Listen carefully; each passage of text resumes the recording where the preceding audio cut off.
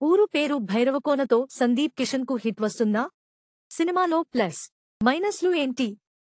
Basava పాత్రలోని stunt Maan Sandeep Kishan, గూడెంపిల్ల భూమి పాత్రలో వర్ష బొల్లమ్మ ప్రేమ కోసం దొంగగా మారతాడు. పోలీసుల నుంచి తప్పించుకోవడానికి నగలతో బసవ, మరికొందరు భైరవకోన వెళ్తారు. భైరవకోనకు వెళ్లినోళ్లు తిరిగి రాలేరు. మరి బసవ వచ్చాడా? భూమి ఏం చేస్తుంది? భైరవకోనకు గరుడ పురాణాల్లో మిస్సైన 4 పేజీలకు లింకేంటి? విఐ ఆనంద్ రాసిన కథ బావుంది. కథనం, దర్శకత్వంలో గాడి తప్పింది. సందీప్ కిషన్ పెర్ఫార్మెన్స్ బావుంది. వెన్నెల కిషోర్, వైవా హర్ష కామెడీ నవ్విస్తుంది. భైరవకోన ప్రపంచం ఆశ్చర్యపరుస్తుంది. ఆసక్తిగా మొదలైంది. ఇంటర్వెల్ బ్యాంగ్ అదిరింది. ఆ తర్వాత కథ కిందకి పడింది. సిల్లీ ఫ్లాష్ బ్యాక్ సినిమాను నీరుగార్చింది.